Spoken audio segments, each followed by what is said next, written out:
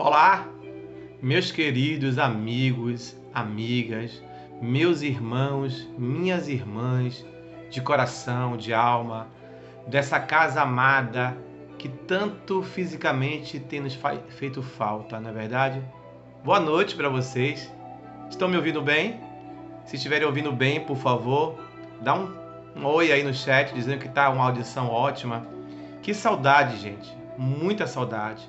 Saudade do abraço, do carinho, saudade do afeto, do aconchego, da conversa ao pé de ouvido, das gargalhadas boas, do estudo, das meditações da nossa irmã Bernadette. Irmã Bernadette, que saudade da senhora, que saudade dos momentos em que a senhora nos chama a atenção. Claro, por que não? Que saudade de todos e todas.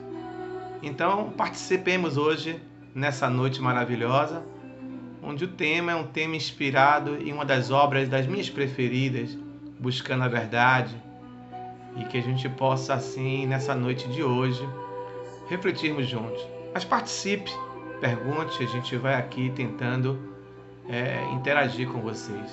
Antes, porém, como de costume, como a gente aprendeu, eu gostaria de convidar a todos e a todas agora para que nós possamos fechar os olhos, quem sabe, fazer uma reflexão, uma meditação, uma sintonia com os bons amigos, com o grande irmão Jerônimo, guerreiro, e todos aqueles que fazem parte da equipe espiritual dessa nossa casa amada, não é verdade?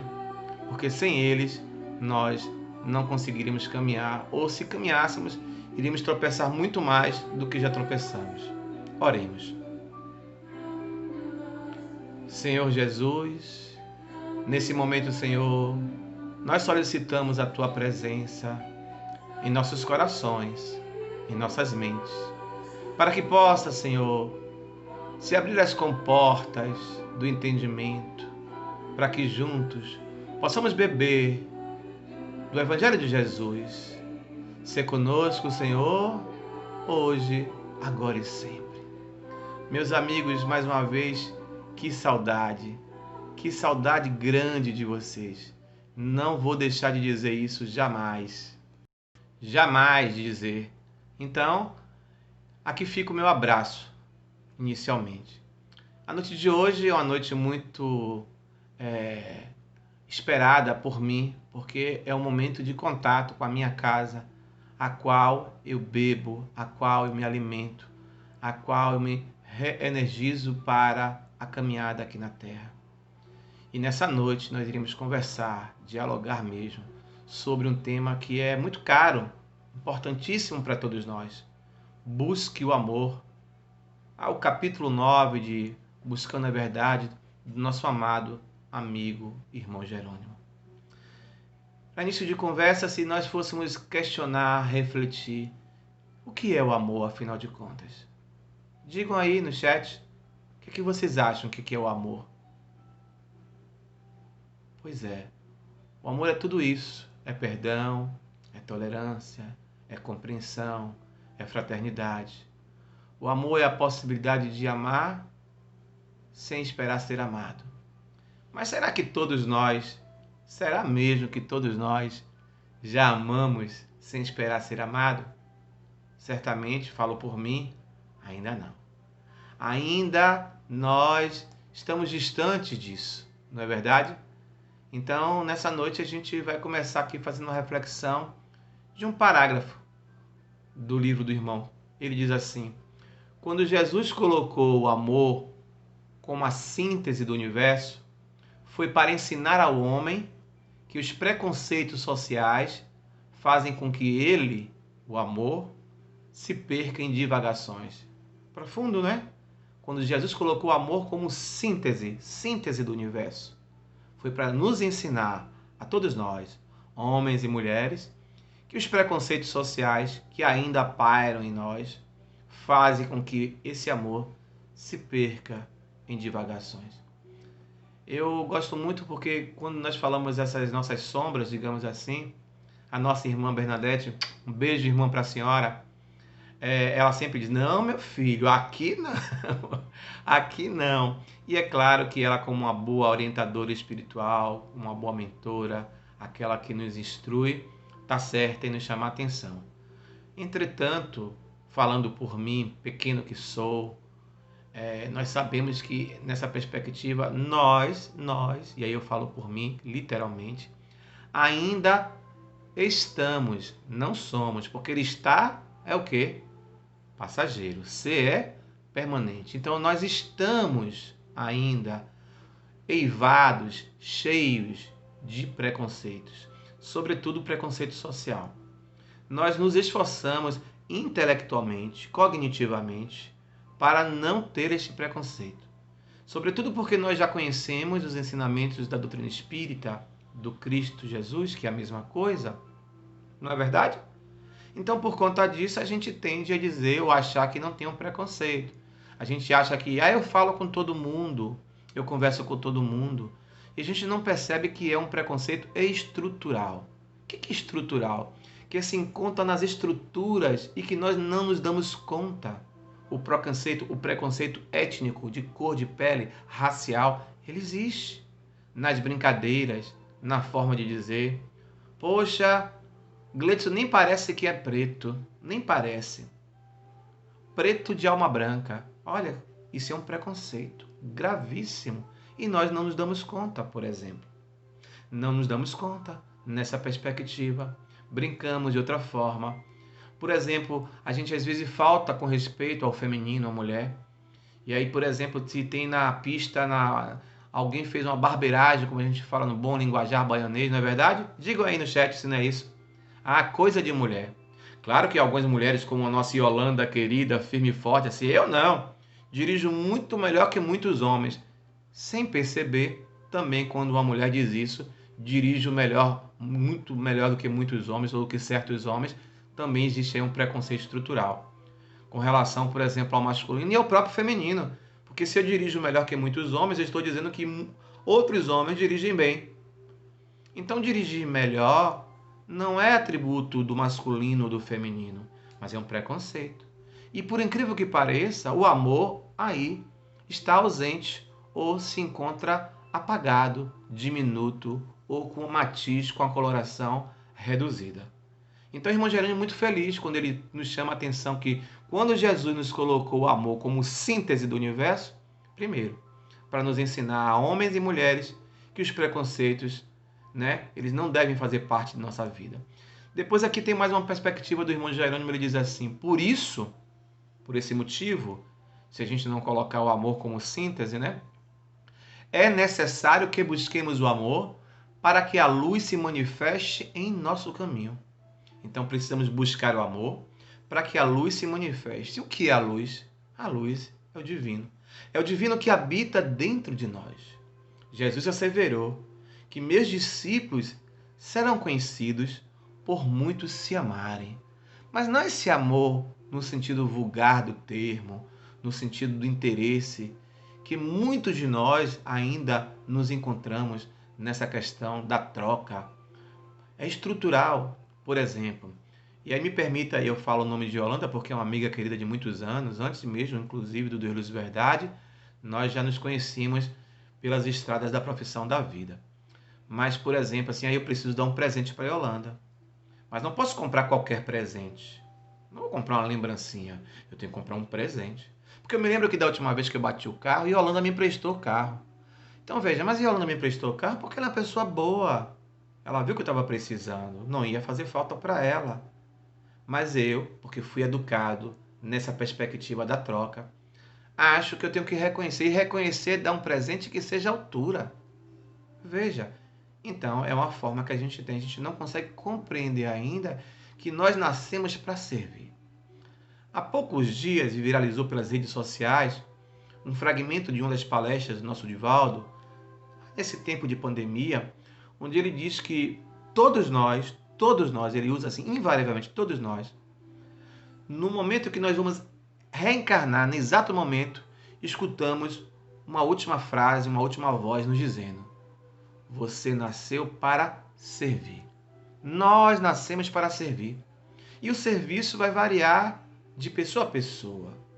Nem sempre estamos ainda no patamar de servidores fiéis, de servidores, por exemplo, que viemos trazer a palavra de conforto, de profundidade, de um Chico, de um Divaldo, da irmã Bernadette. Mas às vezes a gente vai servir como gari, vai servir como professor, vai servir como engenheiro, vai servir como advogado, como motorista, e todas as profissões são importantes. Mas às vezes a gente fala assim, da boca para fora, educadamente, porque Jesus nos ensinou que temos que ser simples, mas na hora do vamos ver, muitas vezes privilegiamos aquele pela cor da pele, pelo carro, pela função social, e esquecemos que hoje é engenheiro, hoje é juiz, mas ontem faxineiro ou amanhã faxineiro. E que nascer como engenheiro e juiz, por exemplo, médico doutor de anel do dedo, como fala o popular, é porque nós temos comprometimento com a vida. Não é pelo merecimento apenas. É claro que existem aqueles que têm um merecimento e que vieram para fazer uma missão. Mas eu falo pela estrutura de um planeta de provas e expiações. Compreende? Então, se a gente não assumir isso, como o irmão Jerônimo chama a atenção, a gente vai ter os preconceitos sociais. Aí ele diz assim, irmão Jerônimo, aquele que procura estabelecer valores éticos tem a consciência concentrada em outro nível pela sua inteligência e capacidade de discernimento. Percebe devagarzinho? Aquele que procura estabelecer valores éticos, valores morais, do respeito, do respeitar os diferentes, entende? Tem consciência concentrada, focada em outro nível, em outro patamar. Porque a nossa inteligência, nesse caso, quando nós fazemos isso, estabelece então a capacidade que todos nós temos, jaz em nós, mora em nós, de discernimento. E aí, irmão Jerônimo prossegue e diz assim pra gente, isto porque o bom senso faz com que o homem pense com equilíbrio e seja incapaz de qualquer atitude, porquanto o amor e a educação jamais poderão ser coniventes, e ele vai dizer, com o mal. Então, quando a gente vibra, quando a gente alimenta, faz a manutenção de valores éticos, de valores que são perenes para a vida, o respeito, a honestidade, seja lá o que for, quem for, a gente começa a vibrar no outro patamar, no outro nível.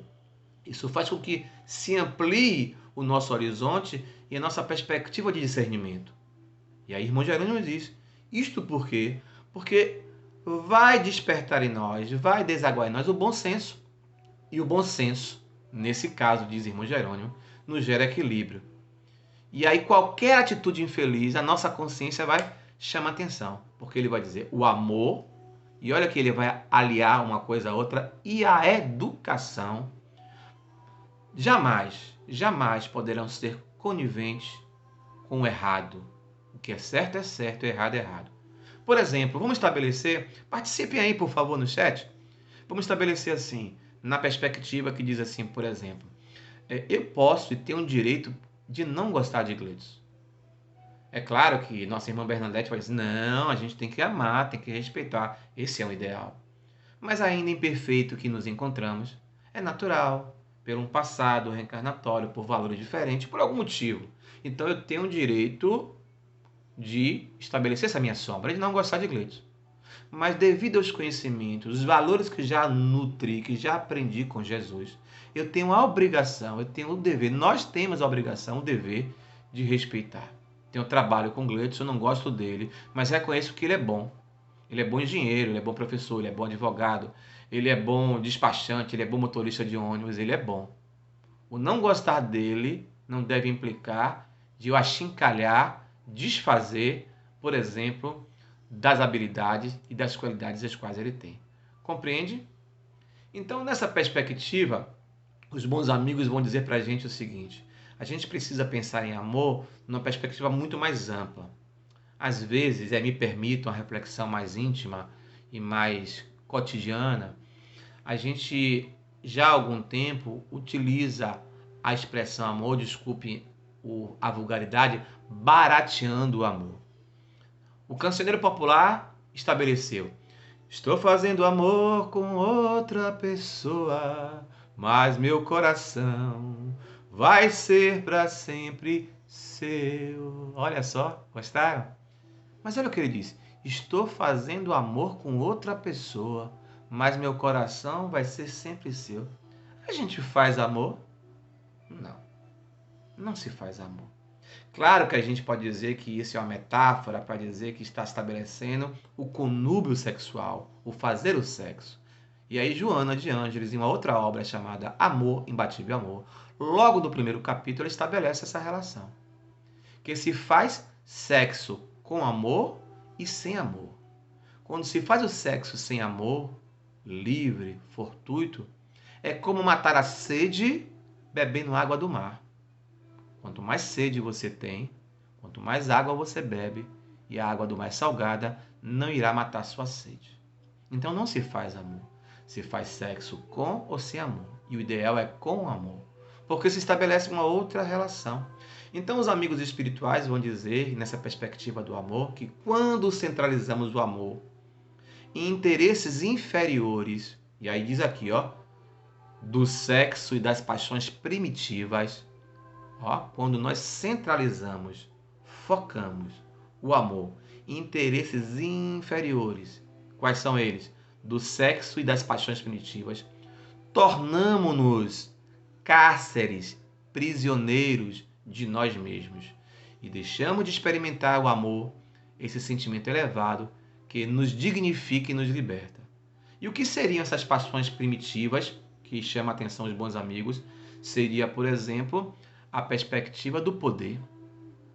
E não é apenas o poder da política partidária, do executivo, de um país, de um estado, de um município ou de uma empresa, mas dentro da nossa casa.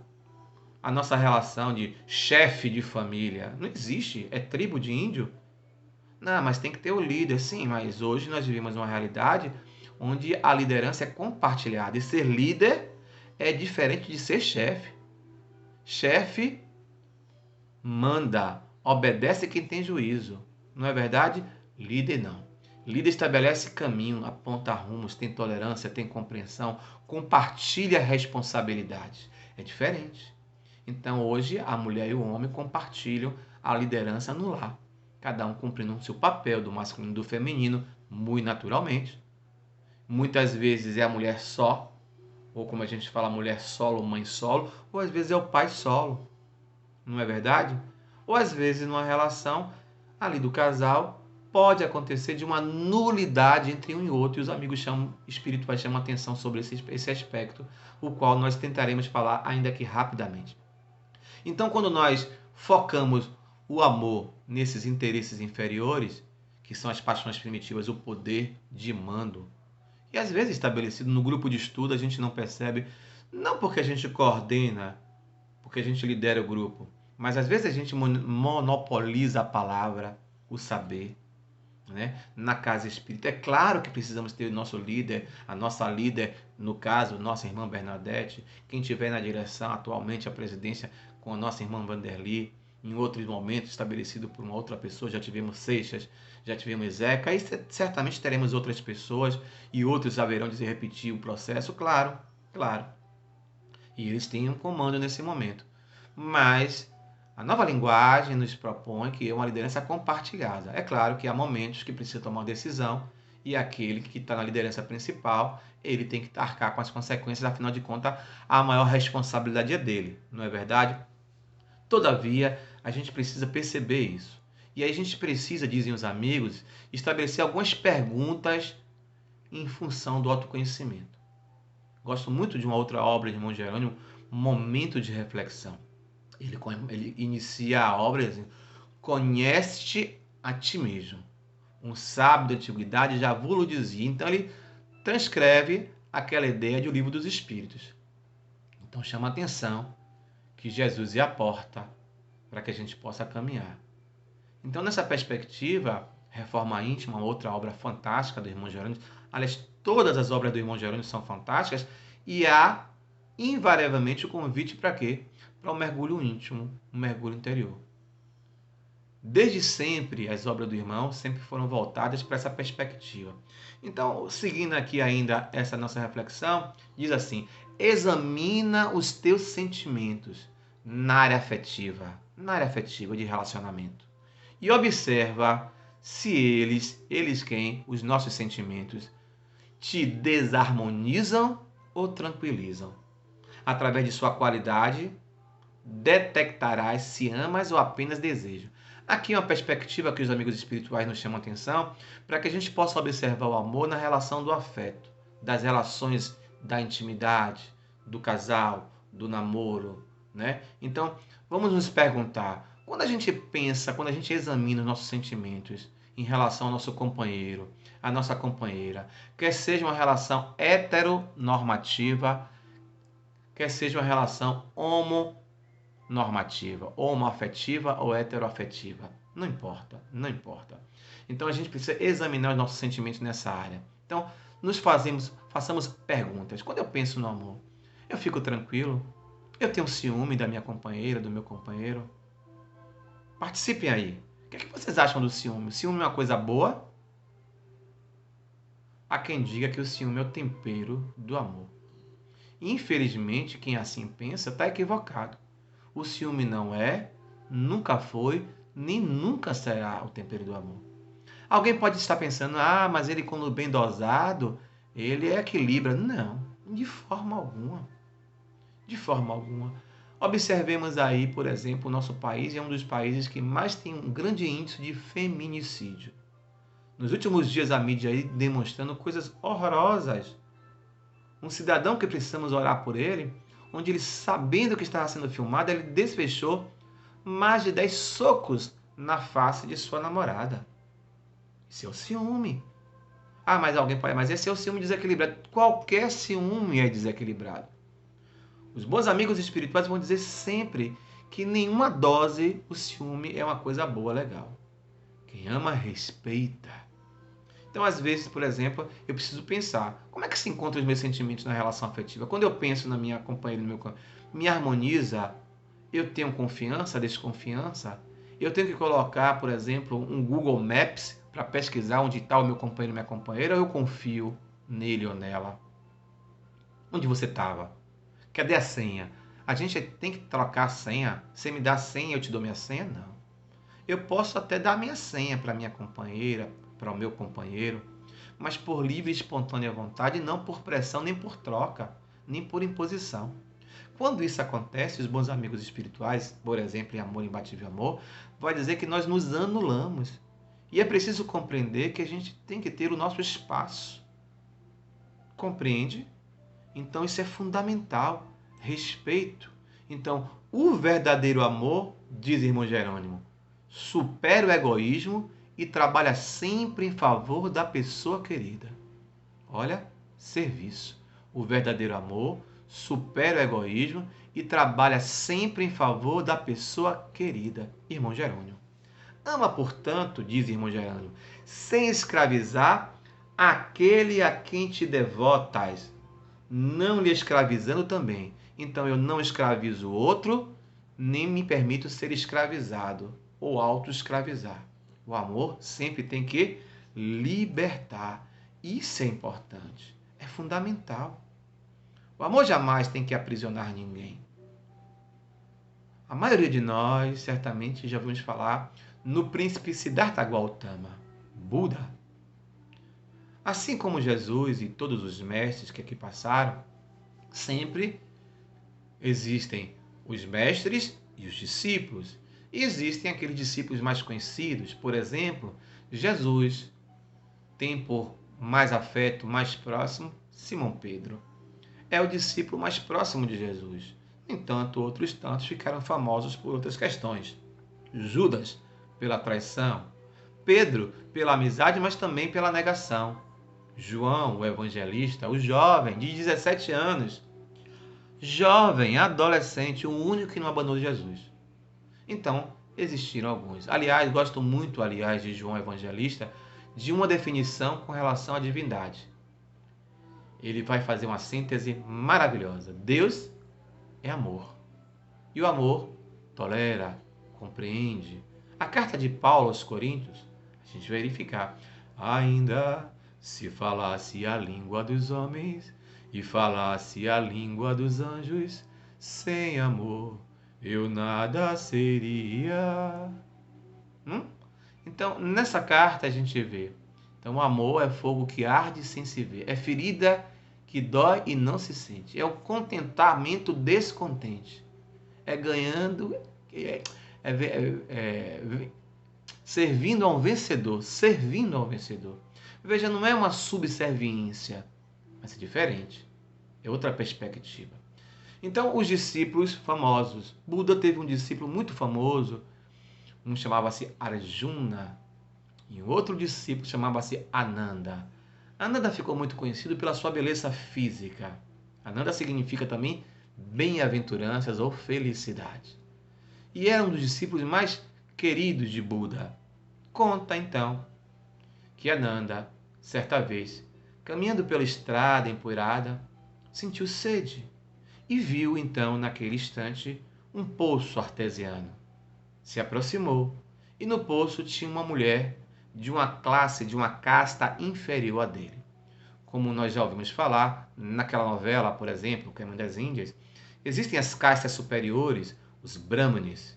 Existe a casta inferior, totalmente oposta, os dalits, que estão abaixo dos pés. Existem as intermediárias, os comerciantes, os professores. E vai determinar que são castas inferiores. Essa criatura fazia parte de uma classe inferior. Mas naquele momento, Ananda, com muita sede, se aproxima e diz: mulher, dai-me um pouco d'água que eu tenho sede. Ela estranhou e disse: como ousa pedir água para mim, sabendo que eu faço parte de uma casta inferior à tua? Sabe tu que, conforme a tradição, poderás ser prejudicado pelo meu contato, ficar sem a purificação que já tens, por conta da minha impureza. E ele então, que era um jovem idealista, assim como João, quem sabe, o evangelista, ele disse: mulher, eu não vejo nenhuma classe. Aliás, eu só vejo uma única classe: a raça humana. Olha que coisa! Ele disse: não ver classes, só ver a única classe. É aquilo que o irmão Jerônimo falou anteriormente para a gente. Quando esse amor ele é utilizado como síntese, os preconceitos sociais desaparecem, porque o amor e a educação jamais serão coniventes com aquilo que não é o correto. Então Ananda foi discípulo, quem sabe, de irmão Jerônimo, do amor, busque o amor. E Ananda então vai dizer: mulher, só vejo uma única classe. A classe humana, a raça humana. Apenas isso. E ela então fica boquiaberto, porque disse: nossa, ela pensa, além de um homem bonito, olhos lindos, corpo lindo, é doce, é afetuoso, é compreensivo. E ela, como se diz na Bahia, chonou, ficou gamada, se apaixonou. Levou a água até os lábios de Ananda, Ananda bebeu a água e ele saiu que ela nem percebeu, ficou ali hipnotizada. E Ananda seguiu seu caminho. E ela disse: meu Deus, ficou nervosa. Mulher, quando se apaixona em homem também, fica nervoso. E aí, ela volta para sua casa. A sua mãe é uma espécie de bruxa, uma espécie de feiticeira, uma mulher que tem poderes com espíritos inferiores. E ela chega na casa da mãe e diz: minha mãe, estou apaixonada loucamente. E a mãe: por que, criatura? E ela disse: por Ananda. A mãe dela, bem baianesa, assim: me faça uma garapa de limão. Por Ananda? Sim, minha mãe, por que não? Eu quero e vou me casar com Ananda. E ela disse: impossível. Por que, minha mãe? Ananda é um dos discípulos mais próximos do iluminado Buda. Ele não sente mais desejo, prazer. Lembram há pouco que os espíritos disseram? Precisamos examinar os nossos sentimentos em relação ao amor, em relação aos nossos afetos. Se esses sentimentos nos desarmonizam, desequilibra, ou se ele nos equilibra, nos harmoniza. Se nos desarmoniza, não é amor, é desejo, é paixão. Se nos harmoniza, é amor, porque liberta. Então a mãe diz criatura, jamais ele será seu, vocês nunca vão casar, é impossível. Minha mãe, eu quero me casar com ele. Se isso não acontecer, eu seria a mulher mais infeliz da Índia, minha mãe. E naquele momento, então, a mãe disse, minha filha, se contente. E ela disse, não, a senhora vai fazer uma feitiçaria para que Ananda possa ficar perturbado e possa se interessar por mim. Não vou fazer isso não, criatura. Vou criar problema com o iluminado, com Buda. Se a senhora não fizer isso, eu vou cometer suicídio. E fez a chantagem. A mãe, então, cedeu à chantagem. Quando um filho nosso diz isso, nós não podemos, inclusive, é uma falta de amor se cedermos à chantagem. Mas e se ele cometeu suicídio? Não temos culpa. Fizemos tudo o que era possível, dizem os bons amigos espirituais. Mas, enfim, a mãe da criatura foi para o quarto onde ela fazia contato com os espíritos inferiores e, naquele momento, ela começa a fazer lá as suas magias.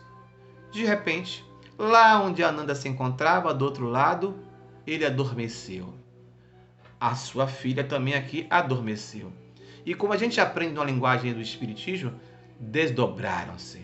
Naquele instante, ela conseguiu que os espíritos inferiores perturbassem Ananda de tal forma que a sua filha em espírito se aproximou dele e ela viu no quarto Ananda deitado sobre almofadas macias em veludo vermelho. Ela se aproxima e começa a dançar. Ananda então fica hipnotizado pelos tambores e pelos pandeiros. Aquilo mexe com ele, com a sua intimidade, a sexualidade ativada naquele momento. E Ananda então começa a se interessar e ela começa a se despir. Mas eis que de repente, Siddhartha, o nosso Buda, num dado instante percebeu que o seu discípulo maior estava em apuros. E ainda Ananda não era um espírito puro e iluminado, é um espírito em processo. Buda então toma providência e adentra o sonho de Ananda e da criatura e desfaz o feitiço. Ananda acorda do outro lado, perturbado, e Buda tem um diálogo com ele. A criatura acorda em sua casa, perturbada, e conversa com a mãe. E a mãe diz, só tem um jeito, você precisa procurar o iluminado. E ela foi até Buda e disse, mestre Buda, eu vim aqui hoje porque eu preciso falar-lhe, como se Buda não soubesse. Eu quero casar com Ananda. Eu estou apaixonada por Ananda. E Buda então perguntou, você ama Ananda? Sim. E por que você ama Ananda? Porque ele é um homem delicado, educado, afetuoso. Aí Buda disse, ilusão, Maya. Ele ainda sente raiva, ele ainda fica enfurecido. Por que você ama Ananda? Pelo lindo sorriso. Aqueles dentes brancos nunca vi igual. Ilusão, Maya. Ele vai envelhecer e vai perder os dentes, vai ficar banguelo. Por que você ama Ananda? Eu amo porque ele tem uns olhos lindos. Ilusão, os olhos dele também remelam. Por que você ama Ananda? Ele foi fazendo perguntas. E ela então disse, aquele corpanzil lindo, ela fez. Ele disse, aquele corpo também um dia vai perecer. A idade vai chegar. Se fosse baiano, ele dizia, e a lei de gravidade também. E naquele momento, ele conseguiu desconstruir que ela não amava Ananda. Na verdade, aquelas perguntas que os bons amigos propõem desarmonizam ou harmonizam? Desarmonizam. Então ela desejava Ananda, ela não amava Ananda. Então Buda disse, eu não posso casar você com Ananda porque você não ama, você deseja. É ilusão. Então, diante daquelas perguntas que mexeram com ela, levaram ela a uma autorreflexão, a um conhece-te a ti mesmo, ainda que não tenha sido de maneira profunda, mas levou ela a pensar, a refletir. Naquele momento, então, que fez ela? Disse, então me ajude, mestre. E Buda disse, como você quer ajuda agora? Como eu faço para me libertar disso? Me inicie. E Buda então disse, você está preparada? Você quer? Porque não adianta eu lhe iniciar se você não tiver disciplina, desejo e vontade firme para o autoconhecimento. Ela disse sim. E aí começou a sua iniciação. Ela começou a fazer as meditações, fazer as buscas do caminho conforme o budismo, e ela conseguiu então elevar-se moral, espiritualmente. Quando Buda percebeu que ela estava elevada, ela a chamou e disse: agora você está preparada. E ela: para quê, mestre? Para casar com Ananda. Agora posso lhe casar com Ananda. E ela disse: mas agora eu não quero. E ele disse: mas por quê? Porque eu compreendo que Ananda nasceu para servir de uma outra forma. Ele não nasceu para servir uma família. Então quem ama liberta. Hoje eu amo Ananda. Buda disse: agora você compreendeu aquilo que irmão Jerônimo nos disse no início da nossa fala. O amor como síntese universal que nos liberta e nos retira do preconceito social, por exemplo. Compreende? Então, nessa perspectiva, o discípulo amado também se transformou, ela tornou-se uma serva, uma discípula e mudou a sua vida. Os bons amigos espirituais vão dizer que o amor ele atravessa por diferentes fases. Ele chama a atenção das fases infantil, da fase madura e de uma fase que ele chama que é intermediária, a fase de compensação.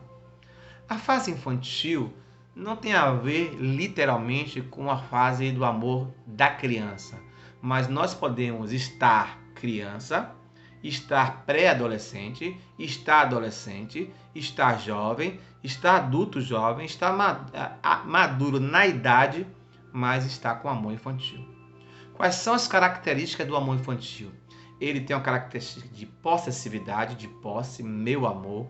Isso você vê que é ego, é infantil, é criança, meu pai, minha mãe.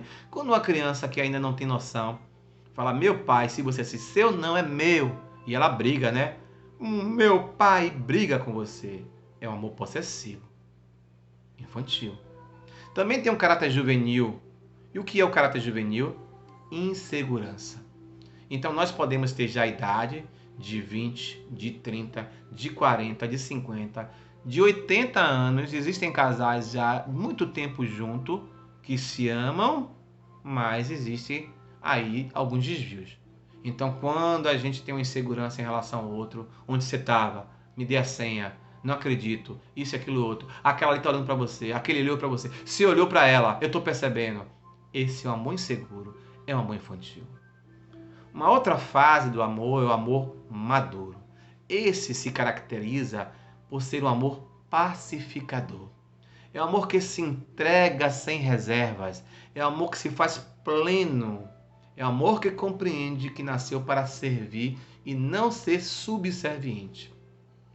Existe uma poesia do cancioneiro popular brasileiro que diz: sinônimo de amor é amar.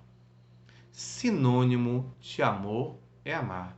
Então, conjugação do verbo amar no presente do indicativo, na primeira pessoa, eu amo. Segunda, tu amas. Terceira, ele ama. Nós amamos. Vós amais. Eles amam. Então, sinônimo de amor é amar. O amor não tem medo e ele se revela, ele conta os seus segredos. Mas aí é claro que é metafórico.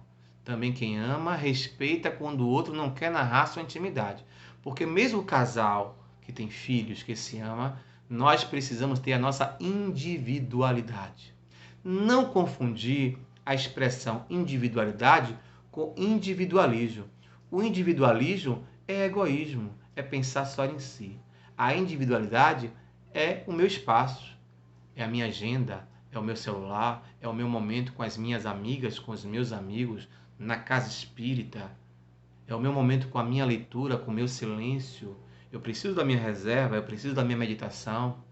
Percebe? Então aí é uma individualidade. Nessa perspectiva, eis aí o amor maduro. Ele se entrega sem reserva e ele não questiona. Mas os bons amigos espirituais irão dizer que existe um outro período, que é o período da compensação, que é um período intermediário. Eles vão dizer, me permitam a leitura, há um período que se expressa o amor como compensação, na fase intermediária, olha, entre a insegurança e o amor pleno, a plenificação. Quando dá e recebe, procurando liberar-se da consciência de culpa. Então, por que ele é intermediário? Porque a gente está entre o infantil e o maduro para se aproximar do pleno. A gente está aprendendo a ser um amor que serve, que está para servir sem ser subserviente. A gente ainda faz troca. Eu lhe amo se você me amar. Então, se você foi gentil, eu vou ser gentil com você. Quando eu devo ser gentil, eu devo amar o outro sem esperar retorno. Eu devo fazer assim, mas quando você precisou, eu estava aqui. Eu fui seu companheiro, eu fui seu amigo, e agora que eu preciso, você não tem paciência comigo. Aí é maduro, não, é imaturo. Aí é infantil. Quando a gente começa a ter a compensação, a gente começa. Por que a gente dá para receber? Porque a gente quer se libertar de uma consciência de culpa. É aquela ideia do presente que eu falei. Vou dar um presente para fulano ou para fulana conforme o favor que ele me fez. Se me fez um grande favor, o presente material tem que ter um valor. Um valor de mercado, de loja, de etiqueta, de marca, disso, daquilo outro. Percebe? Então, nessa perspectiva, a gente começa então a entender. A irmã Jerônimo vai dizer, por isso quem aprende a abrir o coração em solidariedade, termina por abrir o coração em amor. Diz irmão Jerônimo, alimente de esperança, está lá no capítulo 9, alimente de esperança os valores mais preciosos, doando cada vez mais amor a quantos encontre na sua vereda, muitas vezes perdido na estrada. Então, meus irmãos e minhas irmãs, nós precisamos aprender que amor e que amar é doar-se, é doação, sem esperar. É que nem no outro nível, por exemplo, o amor filial, o amor maternal. Muitas vezes algumas mães assim, mas eu fiz, expressão popular, de um tudo por você. Olha, tem 10 pais para um filho, mas não tem 10 filhos para uma mãe. Mãe só se tem uma. E vem cá, se tem mais de um pai? Biologicamente falando. Não, Gleitson, é porque mãe é que para, que sente dor. Sim, mas existe uma função, um motivo pelo qual a gente vai parir. A gente sim, um dia eu já nasci mulher, já pari. Hoje estou homem, mas já nasci mulher. Já passei por essa experiência da dor do parto, dessa relação. Existe um motivo pelo qual dessa existência eu nasci homem, não para ser mãe, por exemplo. Nessa perspectiva, é preciso compreender que a gente tem que amar os nossos filhos sem esperar que eles nos reconheçam, para que a gente não sofra, como a maioria de nós, a síndrome do ninho vazio. Então, nessa perspectiva, eu preciso, inclusive, através do exemplo, da experiência, ensinar os meus filhos a ser amoroso, ser amorosa, sem esperar retorno, reconhecimento. A gente precisa fazer com a esquerda sem que a direita veja. Isso significa dizer que a gente precisa servir. Outro dia saiu há pouco aí que um senador conseguiu fazer uma lei que deu o nome da lei a alguma coisa ligada a Chico Xavier. E aí um grande amigo, um outro Chico, questionou. Então a caridade precisa ser reconhecida? Não. Na perspectiva cristã, fazer com a direita sem que a esquerda perceba. Fato. No entanto, no atual estágio que nos encontramos, onde os bons são tímidos e o mal ainda impera, é preciso que a gente reconheça o amor para que possa servir de modelo. Foi o que Jesus fez. Ele é o nosso modelo e nosso guia de servir. Ele amou. Amou incondicionalmente. Amou Judas, que o traiu. Amou Pedro, que sabia que ia negá-lo. Amou a todos, aos que o crucificaram. Senhor, perdoa porque eles não sabem o que fazem. O ápice do amor. Veja, sendo assassinado, julgado de maneira cruel, infeliz, injusta, ainda assim perdoou, ainda assim amou. Alguém pode dizer, mas é Jesus. Não. Ele renasce, ele nasce entre nós para nos servir de modelo e guia. Se eu conseguir, vós também conseguireis. Então, vós sois deuses. Não deuses apenas para o fenômeno espiritual mediúnico da cura do passe, mas para o fenômeno, sobretudo, moral. Suportar. Deus dá o frio conforme o cobertor. Ninguém passa por uma situação infeliz, indelicada, que não tenha condições, forças para suportar. E suportar não significa dizer que a gente vai vencer literalmente. Vencer, muitas vezes, significa sofrer com a dor, respirar, agradecer e não se rebelar, não se revoltar. Entende?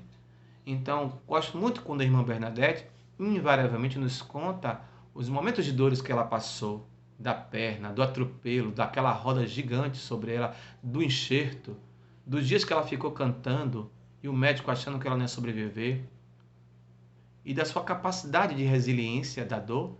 E também, veja, ela tinha um merecimento, não mereceu passar pela dor, mas havia uma necessidade porque ela precisava suportar essas dores para enfrentar as dores morais que iriam acontecer na vida dela com relação às pessoas de doutrina espírita no caminho e na caminhada.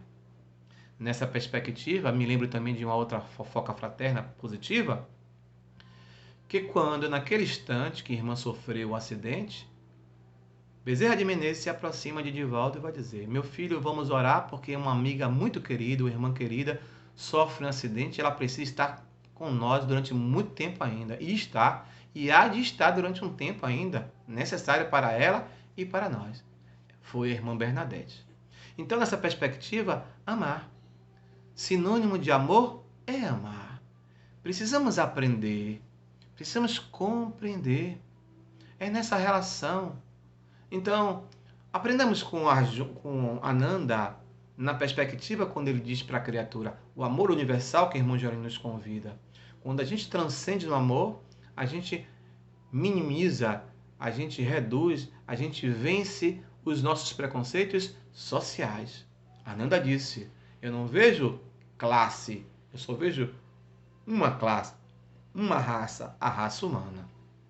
Então, o primeiro passo para que a gente possa vencer os nossos preconceitos é também fazer uma autoavaliação e perceber: eu, Gleidson, tenho preconceitos e aqui publicamente eu preciso dizer para vocês, os tenho ainda, de matizes variadas.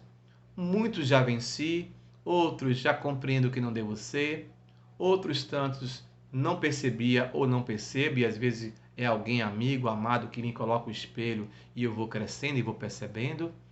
Então existem preconceitos de matizes variados: social, étnico-racial, político, de orientação sexual. Eu preciso respeitar. Eu posso não concordar, posso não aceitar, mas eu preciso respeitar a orientação dos homoafetivos, do hétero.